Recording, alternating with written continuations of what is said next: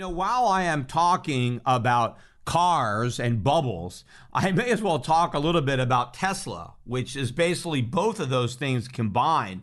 Tesla was up another almost 8% today, all-time record high, closed at over $880 a share. Elon Musk is now the richest person in the world. I mean, maybe he would still be behind Jeff Bezos if he hadn't gotten divorced.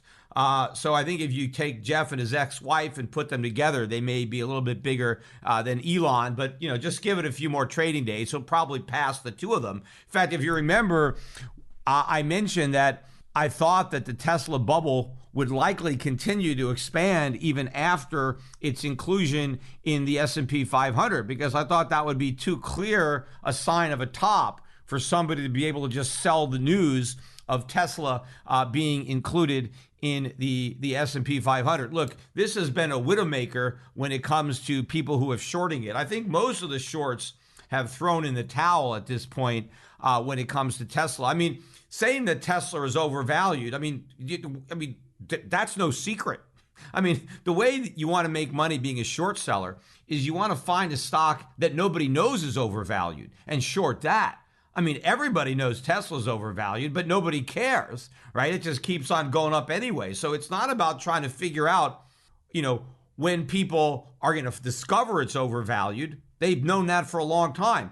It's trying to figure out when people are going to start caring about the fact that it's overvalued. And that is a very, very difficult thing to do, if not an impossible thing to do.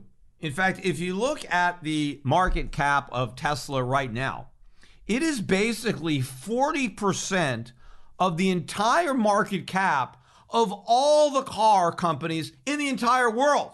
40% one company. Now, obviously, Tesla doesn't sell 40% of the cars. I mean, not even close. I mean, yes, Tesla dominates the market for all electric cars, right? But that's a tiny market compared to the market for, traditional gasoline-powered cars. Now, maybe what the Tesla bulls are anticipating is that in the future, Tesla will dominate the entire auto market the way it now dominates the electric market. That maybe everybody is going to go from driving a gas car to driving an electric car, and that 40% of those electric cars are going to be made by Tesla, which is pure fantasy. It's never going to happen. I mean, obviously, as consumers, if they do express a greater preference for electric cars, then all these other companies will compete with Tesla and make them. I mean, I own an all-electric car. I own the Jaguar I-Pace. My wife drives it here in Puerto Rico. So, it's a great car, competes with Tesla. I have a hybrid, by the way. I got a Panamera hybrid. And one of the reasons that we've got these electric or hybrids is there's no sales tax at all if you buy these types of cars in Puerto Rico. So it is artificially increasing the demand for those vehicles.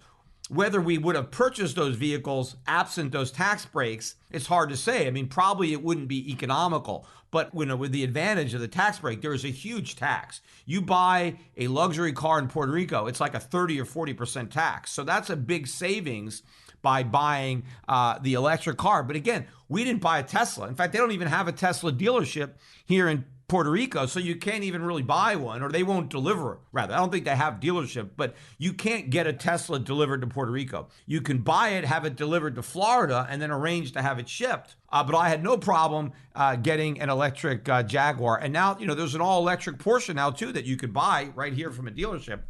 But the point is that it is sheer fantasy to believe that Tesla will ever be that large as far as its percentage of sales and profits for the entire industry. In fact, if you look at Tesla today, I said it's 40% of the total market cap. But if you look at the next 10 largest companies on the list, so Tesla's number one. If you then take the next 10 and you add them all up together, you basically get Tesla's market cap. And, that would include Toyota, which is number two, right? Used to be number one, but now it's number two. But you take Toyota and you add Volkswagen, you add Daimler, you add GM, you add BMW, Hyundai, Ferrari, Volvo, throw in a few more, add them all together, and you get Tesla. Clearly, this thing is a massive bubble. And the problem again with bubbles is the people who are trapped inside the bubbles, the people who really love Tesla, they don't even know it's a bubble.